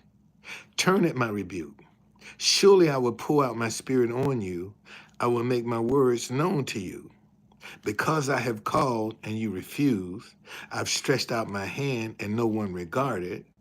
Because you disdain all my counsel and would have none of my rebuke, I will laugh at your calamity. I will mock when your terror comes. When your terror comes like a storm and your destruction comes like a whirlwind, when distress and anguish come upon you, then they will call upon me, but I will not answer. They will seek me diligently, but they will not find me. That's what's going to happen right there. That, will I be? I honestly believe we're going to have some bad weather. I honestly believe for the inauguration, um, we're going to have some bad weather. I really do. Matter of fact, I know snow going to be on the ground because we just got 8, 9 inches yesterday, and we in a freeze cycle. So this snow that we just got is going to last for the next 2 weeks, because for the next 2 weeks it's going to be cold. And then they're calling for some more snow Saturday. And my daughter told me that they're calling for snow on the 19th and the 20th. So I think we're going to be dealing with some snow this go round. I don't think it's going to be all that they cranked out to be. I really don't. Isn't it ironic that the day that they certified we had a snowstorm. The day that we're certified, we had a snowstorm. So people couldn't get out and do all the things that I saw Jamie. I got to email her. I saw she was in an accident coming down here to DC. They slid off the road. So I there are a lot of things that spiritually I think we're overlooking about this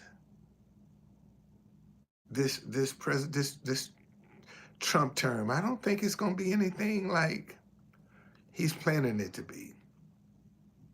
I think God is going to come in and do some things that they weren't expecting.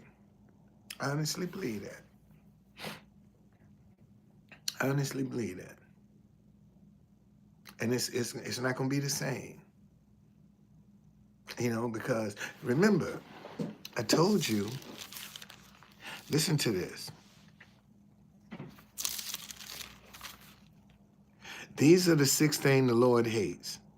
Yes, 7 are an abomination to him: a proud look, a lying tongue, hands that shed innocent blood, a heart that devises wicked plans, feet that are swift and run into evil, a false witness who speak lies, and one who sows discord among brethren. Nah, I don't think it's gonna be no violence. Not at all. I don't think it's gonna be no violence at all. I really don't. No, because they won. They won. If they hadn't won, if the election went the other way, all hell would break loose. But they won. So what I do see is a lot of people coming in town, uh, braggadocious about uh, about Trump has won, and I think they're going. What's going on, Morgan? And I think they're going to be looking down on some of the very people that voted for him because they couldn't get him in office by themselves, and they're going to come in their pride. And see, here's the crazy part. I think this is the first time a president has had a rally before the inauguration. And I think that rally is going to be the only thing they can afford, that the majority of his supporters can afford. Because the other stuff, man, all these millionaires that's giving $1 million toward it, they ain't trying to be around a whole bunch of foolishness. They ain't trying to be around a whole lot of drama. So a lot of the activities that's gonna go on, man, his regular supporters ain't gonna be able to afford it. They're not gonna be able to afford it. See, because you're gonna have too many rich people around. And they are making sure that, they in a certain element. And that's when a lot of them gonna get a wake-up call. And when they gonna say, oh, because the rich gonna stick together. I don't care who they are, Republican or Democrat. They gonna stick together because they're rich. We're the only ones that fight each other because we foolish. But them rich people, they stick together. They gonna stick together. They definitely gonna stick together because they're rich. See? And they pretend to us like they don't wanna, but they sticking together, man. Because they know that if they get behind Trump, Trump is gonna get him a break on their taxes. That's why they're giving him so much money. Because the first thing he gonna do, get him a tax cut, buddy. They getting a tax cut under him because the one that he first implemented is running out this month. So they looking for another tax cut. And I'm trying to get up in that group. I want to get up in that group that's getting a tax cut, buddy. Yeah, let me get up there with them. Shoot. Yes, indeed. Yes, indeed. I want to be up in there with them. What? Oh, hell yeah. Let me get up in there. Let me get up in there. Hey, I'm here. I'm here. Yes, I am. I'm telling you. Yes, sir, buddy. Um, but man, we in for some interesting times, and who you are and how you are is gonna matter. It's gonna see right now. People don't think that who they are matter, but we coming down to the nitty gritty, buddy. And see, and not to mention that uh, we're now moving into the age of Aquarius. See, these next 20 some odd years, we're gonna be in the age of Aquarius, and that's a whole different vibe, man. And here's the thing, man. That money ain't gonna do nothing for them, but they don't care. They don't care. They don't even think about eternity. I saw where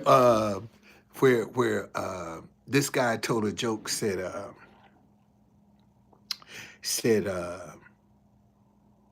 Trump went to hell, and the devil told him, I got 3 doors, and you know whichever door you pick, that person can leave,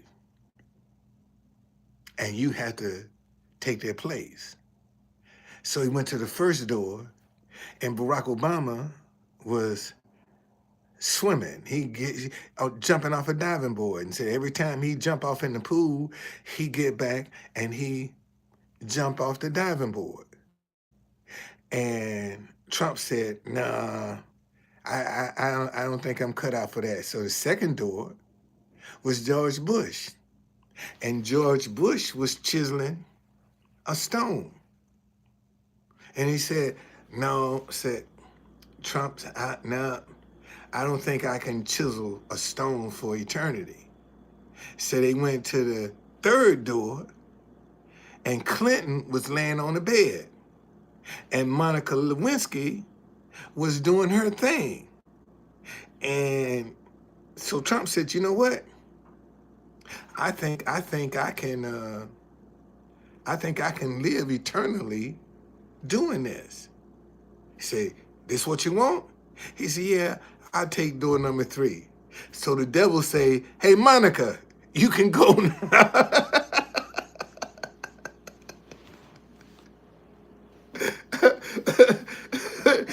So they don't care. That's what the devil told him. See, he thought he was gonna be on the receiving end, and he ended up being on the giving end for eternity.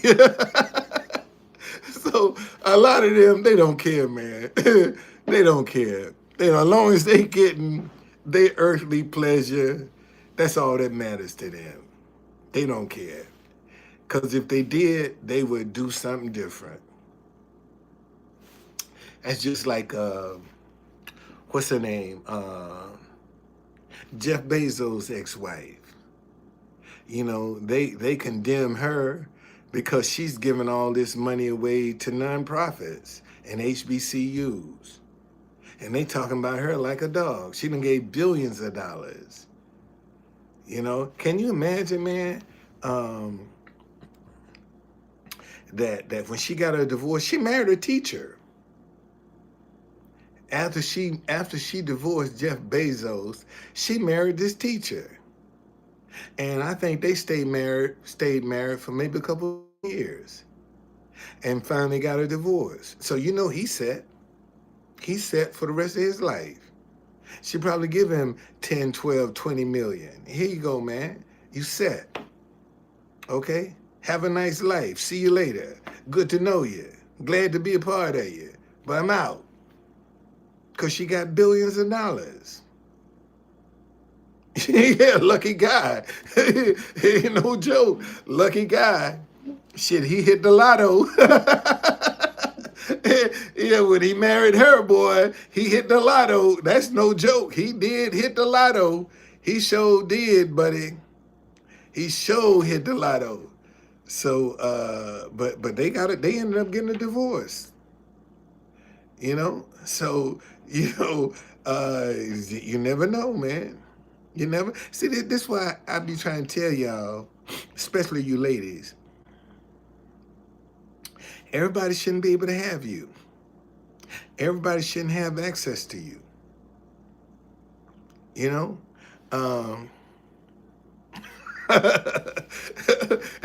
Everybody, men or women, man, everybody shouldn't have access to you.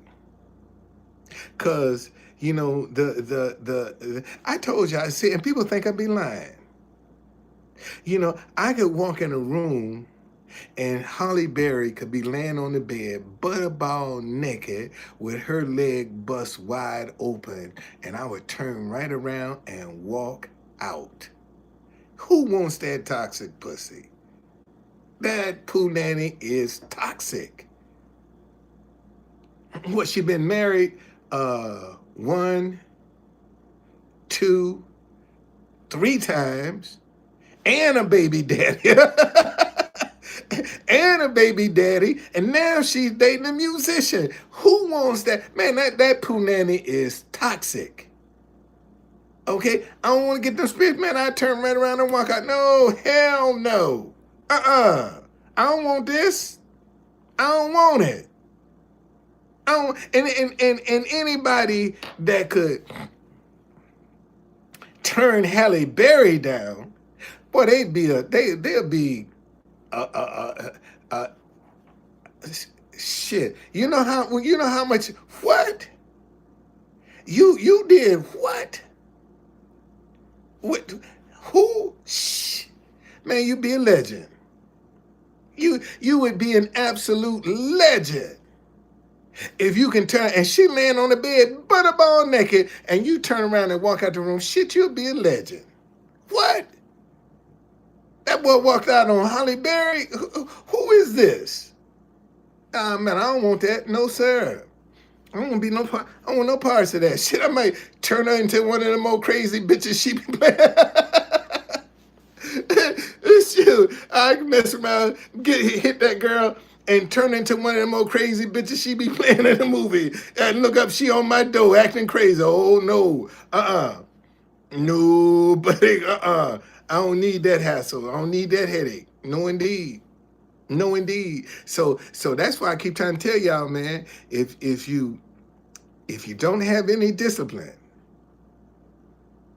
okay, then you'll fall for anything. Okay. Yeah, well, no, well, you know, Pete like men, so that wouldn't surprise me. He like men, you know. I'm talking about somebody. I'm talking about somebody that was into women. He into men, you know. So he a little suspect anyway. I'm talking about somebody that's into women. Okay, I ain't into no man. I'm into women. So you know, and man. Just pray God keep me strong. Lord, keep me strong. Keep me strong. Keep my faith up, man. Keep my head level so that nothing can, you know, overwhelm me or influence me. That's what I pray. Okay? But anyway, man, thank y'all. Good night.